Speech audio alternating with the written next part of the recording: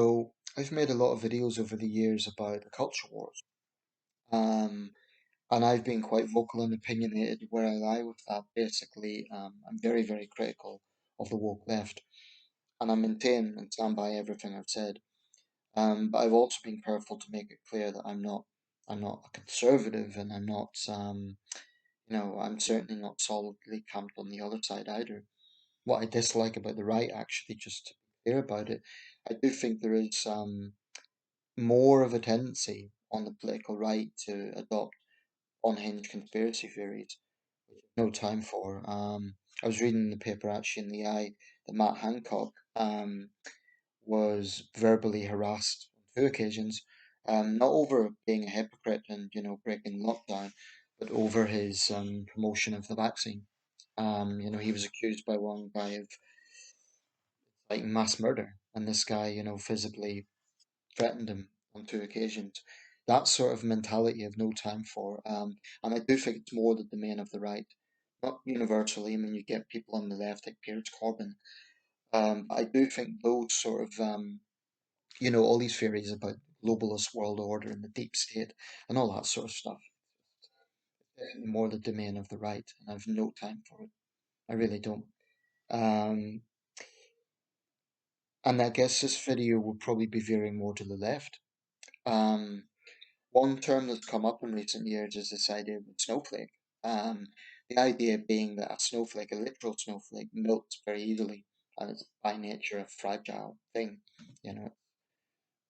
Beautiful ice patterns, but they melt very easily.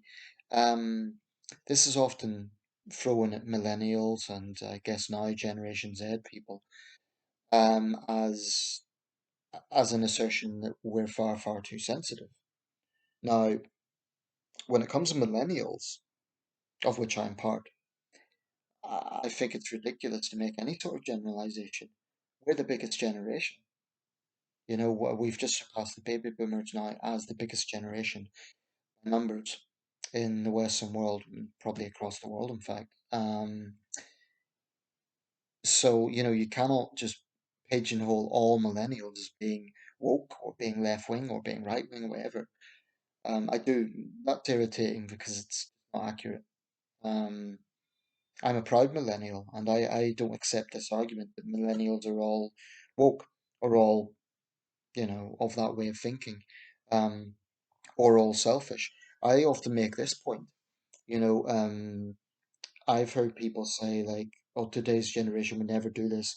Looking at World War II veterans, for example. Well, what about young British servicemen and women who have literally risked their lives overseas? They're millennials. They've fought for king and country. So where does that go into that narrative? And there's many, many examples of young people, millennials, doing very selfless things and very brave things actually. So I totally reject any sort of generalization in that sense. Um, but one term that the right has come out with in recent years is snowflakes. So yeah, I want to just explain why I don't use it and why it's different from woke. Now, woke is very briefly to summarize, I think it's an ideology. It comes from the idea of being awoken to injustice, right? The term was coined in the late 70s or thereabouts, and it re-emerged in the late 2010s. Um, I don't want to get into the whole semantics of this too much, but I think woke advocates are extremely dishonest about this, as that now they accuse conservatives and centrists of waging a culture war because they don't like being called out for their hypocrisy. Um, and they say it's like, woke just means being egalitarian and compassionate. Anyway, this is probably for another video. But let me just say for the record, I think the whole defensiveness about woke is extremely dishonest. Because A, it's kind of pushing away ownership of the word despite them coming up with it in the first place. And secondly, they're dishonest about what actually involves. But anyway, that's for another video. I don't use the term snowflake because I think that it's a little bit like, sometimes people will criticize political correctness when what they're really saying is I'm an asshole. I'm going to, use that as an excuse. I don't like political correctness, and I certainly don't like woke orthodoxy, but, this is big but, that doesn't mean I am okay with people being unpleasant for the sake of it, or bullying.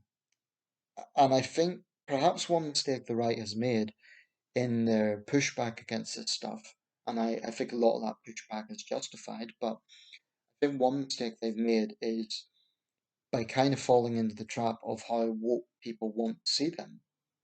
So, if they go around calling people snowflakes, all that's going to do is get into the stereotype that they're obnoxious bullies, right? Where they don't take issues like mental health seriously, or they think it's okay to pick on someone for being different. It's I don't think it's that black and white actually. I think that there's a lot of hypocrisy with woke thinking, but um, and again I reiterate here, woke is an ideology, it's not an insult. So I think it's different, whereas snowflake is intended as an insult. I think that's the fundamental difference. I mean, when I say woke, to me that's being no different than critiquing conservatism or socialism or any other ism. Um,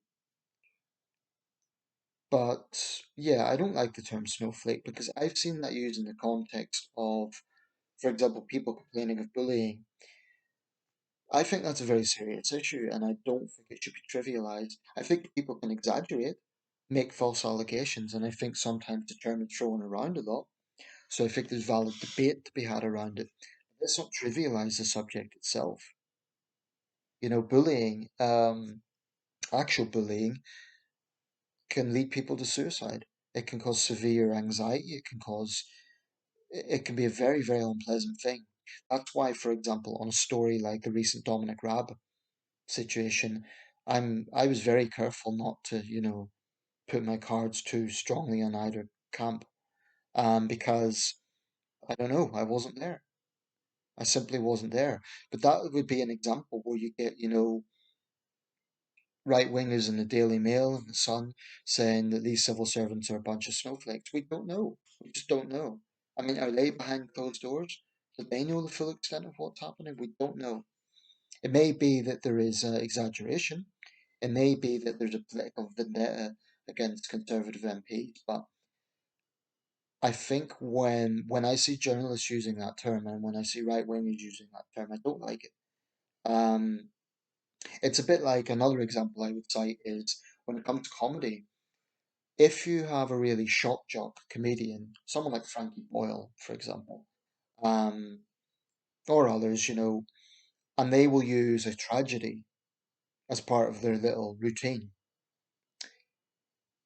People who criticize that or say, don't see the funny side, they're not being snowflakes. Maybe they just don't see the funny side of it. I mean, the point about humor is it's subjective. So actually saying it's just a joke or it's just a sense of humor, that is actually imposing the humor onto others. So, where's the free speech argument there if you're imposing that humor onto others and saying just have a sense of humor? I personally think Frankie Boyle's a creep. I've no time for him. Um, I I do not like humor that is intended that's kind of based on tragedy.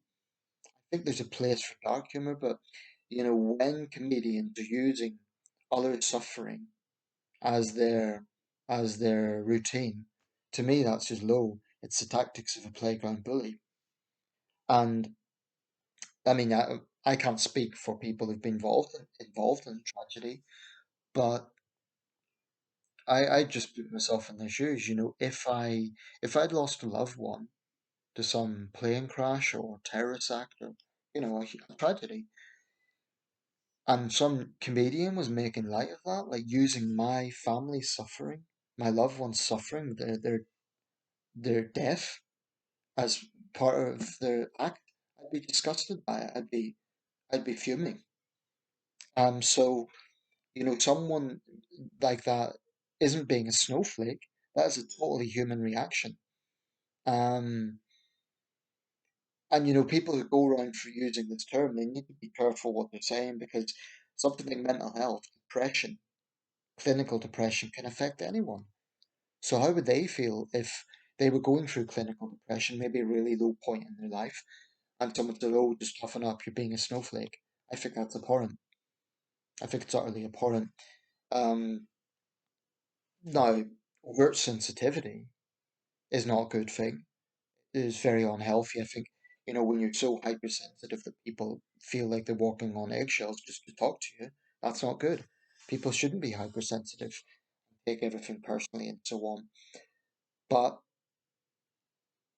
just because you want to prove that you're anti-PC or anti-woke doesn't mean you need to be unpleasant. It doesn't mean that you need to sort of promote the idea that bullying is okay in the sense of a targeted harassment of an individual for no other reason than just because you get kicked out of it, um, rather than ideological debate. I think that's a different matter. Um, so yeah, I don't like the term, and you'll notice I never use it on my channel ever, um, because I just think it's misplaced. If someone's talking about an experience, that's traumatic, they shouldn't be labeled a snowflake. I guess the only I guess the only exception to this would be if you do have hypersensitive people that are themselves, pushing to penalize others, and it's over the most trivial, ridiculous thing, and they're called a snowflake. I guess there's some justification in that. But what I'm talking about is too often the term is used when there is actually something there.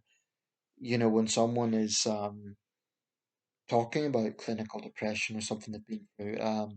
And I do think that there's a problem in the armed forces and in the police with this. I do think all those institutions have institutionalized misogyny, racism, and bullying even today.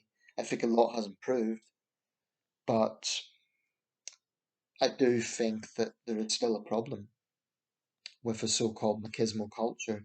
I read a report the other day about a woman who had served as a nurse in the army, and it was more than that, that she got decorated for this. She had several medals. Well, apparently she was at some function, and some men uh, came up to her and sort of sarcastically said, "So where did you get your medals?" And it was done in such a way as to sort of shame her, as if she hadn't earned them or because she hadn't seen combat experience. But this was a woman who had, spent extensive hours helping wounded veterans and done, she really had worked for what she had achieved. To be fair to the army, they said they took this seriously and they defended her and said this shouldn't have happened. But it left her feeling like she could no longer wear her medals. And this wasn't like she went around, showing them off in Tesco's or something. This was a formal event that she was invited to. It's a disgrace that she's made to feel, lesser or she hadn't earned them somehow. That sort of thing shouldn't be happening in 2023. It just shouldn't. Um, So, when banter is used as an excuse for being obnoxious, I've no time for it. Um, I hate bullying. I always have. Um, but of course, it's one of those things that shouldn't be thrown around just because someone's being criticized. But I'll just close with this. If like me, you feel strongly about the traction of the culture wars, and you feel that for example, the woke left is staggeringly hypocritical and, themselves guilty of some pretty obnoxious bullying behaviour, that's fine, argue about that case. But don't fall into the trap. Don't use the very terms that they would say, oh, look, you're a horrible right winger, or you're a horrible, I wouldn't say centrist, but never ever forget in the culture wars that compassion is important, actually, as a human being. If you're a decent human being, compassion should be at least part of your DNA, part of your thinking. Um, and I think sometimes it is kind of thrown out the window, um, where people get so vindictive about, uh, you know, shaming the other side that they sometimes forget to actually maintain their own values. Them are your thoughts, but yeah, I don't like the term, and I think I just try to be consistent, and I think I have been actually. Right, let me know your thoughts.